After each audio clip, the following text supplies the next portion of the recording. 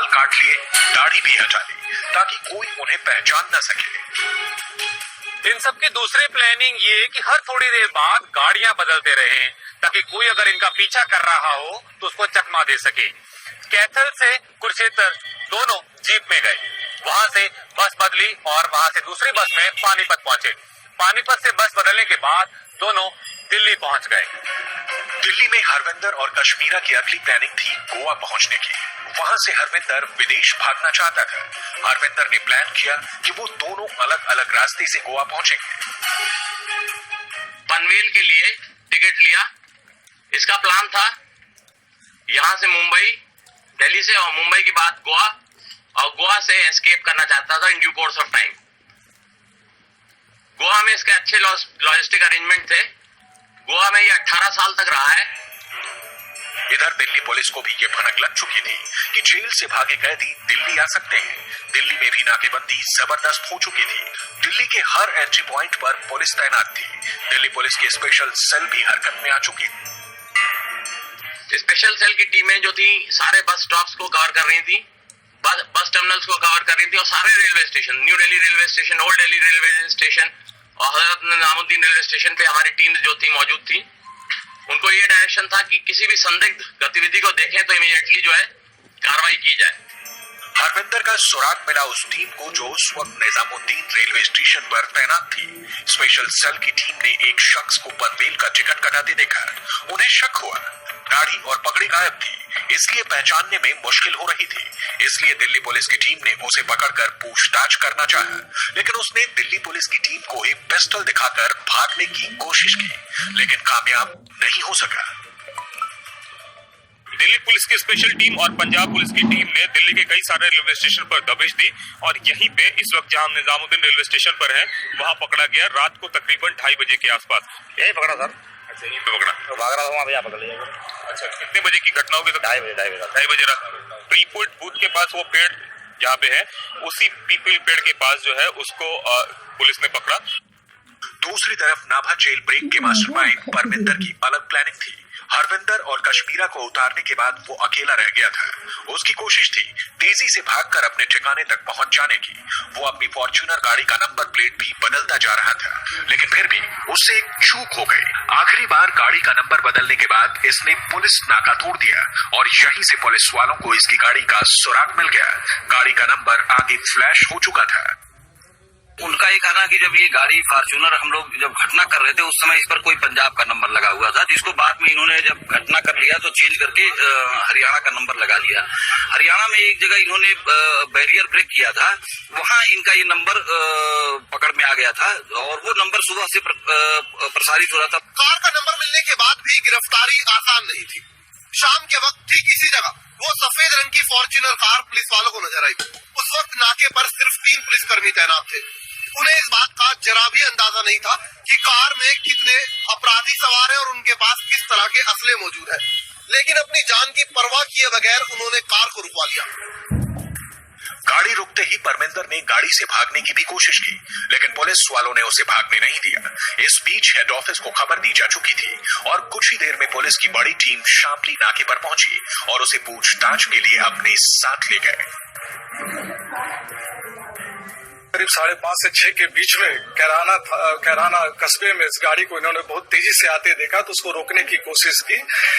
गाड़ी किसी तरह बड़ी मुश्किल से इसने रोका। उसके बाद रोक ये भागने लगा तो इसको हमारे 2 पुलिसकर्मी और एक अन्य पुलिसकर्मी जो वहीं पर ड्यूटी पे तैनात था, बड़ी मुश्किल से दम्य साहस का परिचय देते हुए, मैं इसलिए कह रहा हूँ कि दम्य साहस का परिचय उसने दिया कि गाड़ी में आपको जैसे आप लोगों ने देखा होगा शस्त्र और कारतूस भरे पड़े थे, तो इन्होंने अपनी जान की बाजी लगा के उसको कस्बे में उसको ओवरपावर किया और उसको फिर अन्य पुलिस वालों को सूचना देगी, जिस पर तत्काल सभी लोग मौके पर पहुंच के इसको फिर थाने पर लाया गया।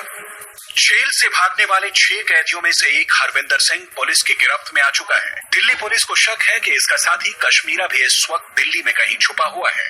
उसकी तलाश भी जारी है। इस जेल ब्रेक का मास्टरमाइंड परमिंदर भी पुलिस के शिकंजे में है। उससे कई अहम जानकारियां पुलिस को मिल रही हैं। इन 2 गिरफ्तारियों के बाद पुलिस को उम्मीद है कि उनके बाकी साथियों का भी पता जल्द चल जाएगा। 3 महीने की प्लानिंग और महज 10 मिनट का एक्शन, और पटियाला के नाभा की इस जेल से 6 खूंखार कैदी फरार। आपको बताते हैं कैसे इस जेल ब्रेक की पूरी प्लानिंग रची गई।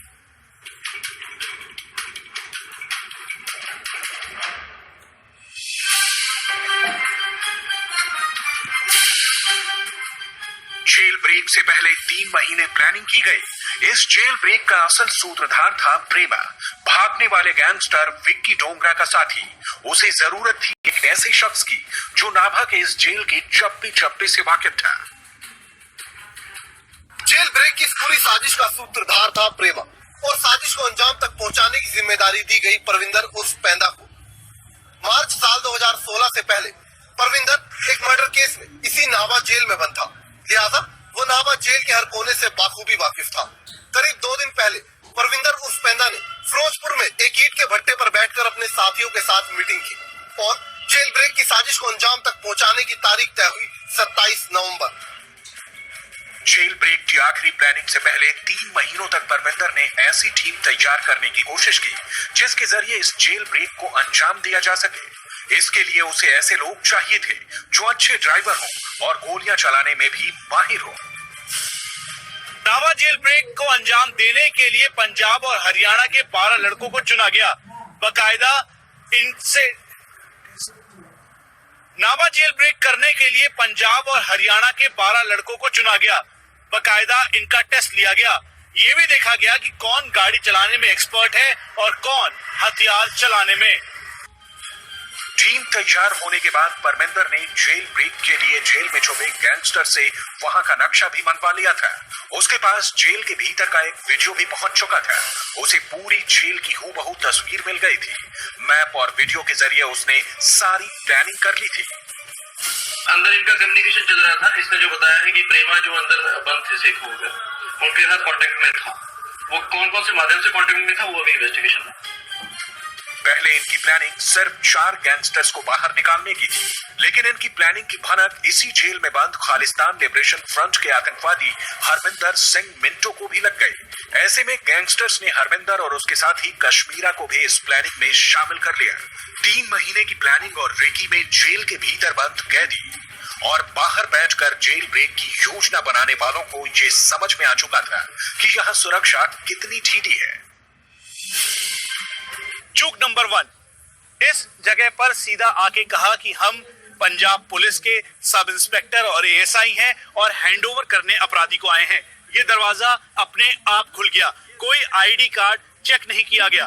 दूसरा लूप होल, यहाँ पर जो बड़ी तारें लगी हुई हैं उन तारों में बिजली का करंट दौड़ता है, लेकिन तारें पूरी तरह से तबाह हो चुकी हैं। कोई तारों का यहाँ पर प्रावधान नहीं है, इलेक्ट्रिफिकेशन नहीं है, दीवार भी ऊंची नहीं है।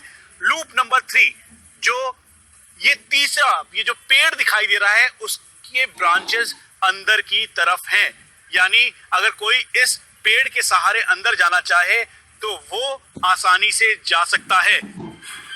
जिस दिन जेल ब्रेक को अंजाम दिया गया उस दिन परमिंदर ने अपने गैंग में से कुछ लोगों को पुलिस की वर्दी पहनाई और कुछ को कैदी की तरह जेल पर खड़े संतरियों के सामने पेश किया। मनजीत सिंह नाम के पुलिसकर्मी की एक फर्जी नेम प्लेट भी बनाई गई थी। हैरानी थी कि जेल के गार्ड ने बिना ज्यादा पूछताछ किए उन्हें आराम से अंदर आने दिया। भीतर पहुंचने के बाद इन लोगों ने धुआंधार फायरिंग शुरू कर दी। हैरानी थी कि कोई भी पुलिस वाला उन्हें किसी तरह से जवाब तक नहीं दे सका। पुलिस वालों की तरफ से एक भी गोली नहीं चल पाई और तमाम कैदी महज 10 से 12 मिनट के ऑपरेशन के बाद फरार हो गए। नवंबर को सुबह 8:45 के बाद 12 मिनट के अंदर इस जेल में सेंध लगा दी गई। चश्मदीद वो लोग जिन्होंने बेहद बहादुरी के साथ, निडरता के साथ मुकाबला करने की कोशिश भी की और साथ में उनके वेपन को उठाकर वापस पुलिस को दिया। कम से कम 70-80 गोली चला होगा। फिर उसके बाद वो बंदे निकले, वो गाड़ी में बैठे, इधर को 40 नंबर फाटक पड़ता है यहाँ आधी किलोमीटर आगे, वो आगे गए, वहाँ फाटक बंद था, और फिर बैग वापस आए, यहाँ से फिर गोलियां हवा में चलाते गए। तो वो अंदर से लेकर छीन कर लेकर आए थे किसी संतरी की। वहाँ पर हमारा घर है, यहाँ पर एक लड़का गोलियां चला रहा था ऊपर को। वो गोलियों के बाद सुन के हम जब आए यहाँ पे, हम यहाँ पर रुक गए। वो इधर को गोली चला रहा था, हमको ऐसे नहीं था पता ये कौन है कौन नहीं। वक्त एक ब्रेक का है, आगे बताएंगे कहां सीसीटीवी में कैद हुआ 4 और गैंगस्टर्स का चेहरा। मास्टरमाइंड और एक आतंकवादी तो पकड़े गए हैं, लेकिन बड़ा सवाल यह है कि बाकी गैंगस्टर कहां हैं। अभी तक जेल में कैद किसी भी गैंगस्टर तक पुलिस पहुंच नहीं पाई है और एक गुरुद्वारे के पास उनकी तस्वीरें सीसीटीवी में कैद हुई। पुलिस को उम्मीद है कि इससे उन्हें कुछ सुराग जरूर हासिल होगा। जेल ब्रेक की तैयारी में कितनी एहतियात बरती गई थी, इसका अंदाजा इस बात से भी लगाया जा सकता है कि इन लोगों ने पूरे ऑपरेशन के दौरान कहीं भी मोबाइल फोन का इस्तेमाल नहीं किया। ये लोग आपस में वॉकी टॉकी पर बात कर रहे थे ताकि हर किसी को एक दूसरे के मूवमेंट का पता चलता रहे। 3 राइफल जिन्होंने यूज की थी उस घटना में वो भी इनसे बरामद हुई हैं और 400 से ऊपर के करीब कारतूस इनसे बरामद हुए हैं और साथ साथ 2 वॉकी टॉकी बरामद हुए हैं, क्योंकि ये जब इस घटना को कर रहे थे उस समय इनके द्वारा फोन का इस्तेमाल ना करके वॉकी टॉकी पे आपस में बात की जा रही थी। 2 अलग अलग गाड़ियों में जो लोग थे।